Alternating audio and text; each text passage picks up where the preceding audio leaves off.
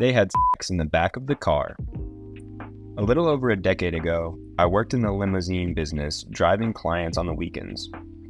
I have many stories that range from strange to horrible, and others being outrageously awesome. This is one of my more humorous / facepalm ones. I pick up Rich CEO from his house in the upscale part of the city. I've already driven the guy earlier in the year, and he likes to impress the ladies. He's a bit of a sexist pig in my opinion, and I know what to expect from him and how he talks about women in general.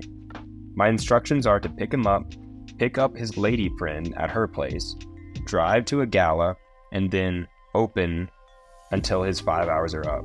This unscheduled part of the evening is unusual but not uncommon for a regular client who used us before. Lady friend is rather attractive and dressed to the nines in her sleeky thigh-high dress and done-up hair. Nothing out of the ordinary happens as I drop them off, wait around the corner and grab a bite to eat. I pick them up at hour 3 or so, and Rich CEO wants me to drive around town a bit before heading home. He rolls the Partaton up, and I'm good with not having to make further contact.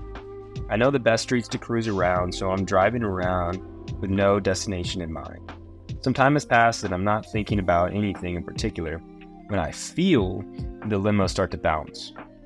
What people do in a limo is not my business, but it's still funny when stuff like this starts. Everyone in the back always thinks that they are going about the act unnoticed. Tee-hee, we won't be caught. Sorry, drivers know, every single time it happens. When your car is bouncing slightly, it's a red flag that people in the back are bumping uglies. We are just discreet enough not to let on we know. First rule of the limo club, don't talk about the sex they just had. Limos have extra dark tint on the windows that have a one-way mirror effect from the outside. The clients can see out, but you can't see in. Rich CEO and lady friend are going at it softly at first, but seeing how they are getting into it, being discreet isn't their focus. I'm traveling surface streets, so stoplights are frequent every few minutes. While I'm moving, nothing appears out of the ordinary. Come to a complete stop, however, it's quite obvious something is happening in the back. I'm in the far right lane and I notice a cop car pulls up to me on the left. I normally don't give them much notice, but I glanced over and I found them both 90-degree neck turned in my direction. I fully looked over and they have this "what the hell" expression across their faces. I'm just smiling and shaking my head with that "hey, it's none of my business" look. The light turns and we go another block or so, and the cops are keeping pace. What Rich CEO and lady friend are doing is not something the cops can legally pull me over for, but I can tell they are up to something. I pull up to another stoplight, and the building off to the right that I'm in front of has mirrored glass windows. The cops are on my left, but have pulled back a bit so their doors and the stoplight are next to the middle of the limo. I'm at a loss to what they are doing, but what happens next has me doubled over with uncontrolled laughter.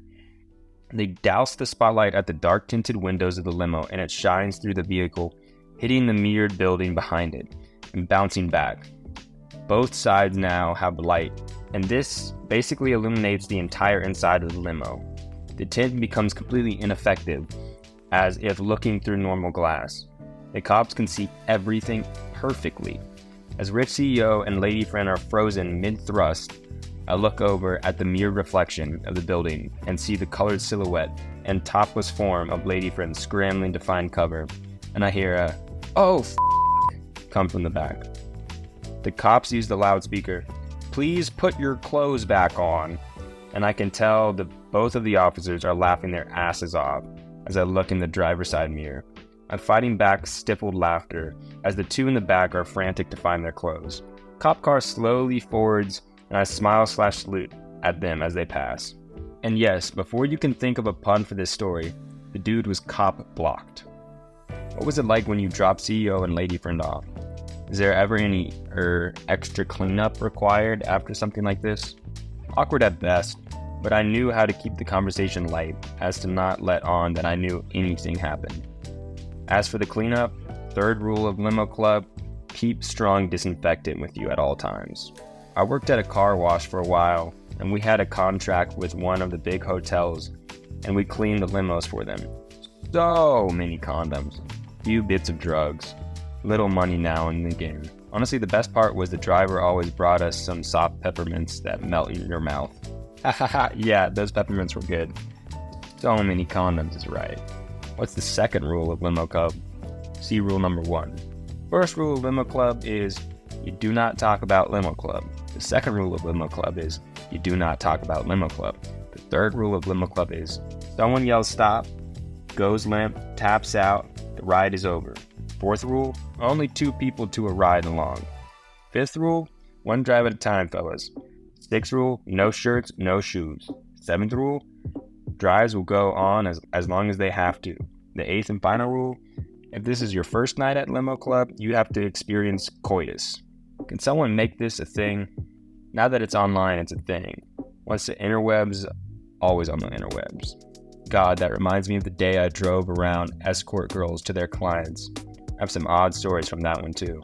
About 5 years ago, I was working at my retail shop, and one of the coworkers' moms came in. And they told us that there is someone in a store name Shirt having sex in the parking lot. We're sitting there trying to figure out who was missing. We thought it was one of our coworkers who would definitely do that. When our manager walks into the store, the mom, "That's her!"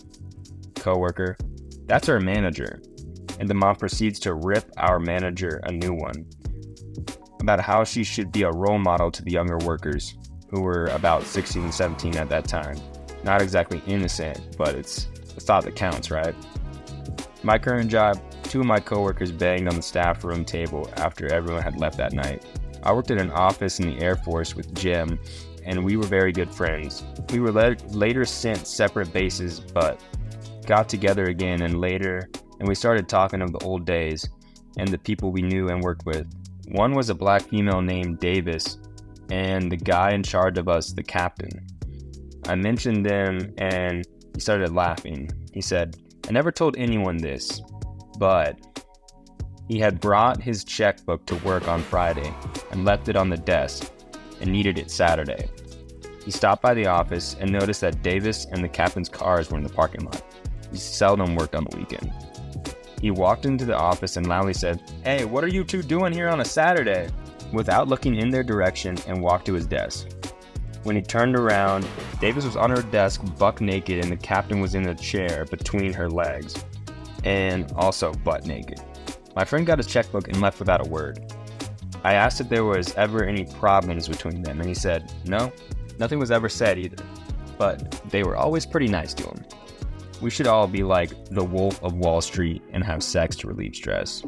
No, that's jacking off, at least 3 times a day. So I have to reduce it to 3 times a day?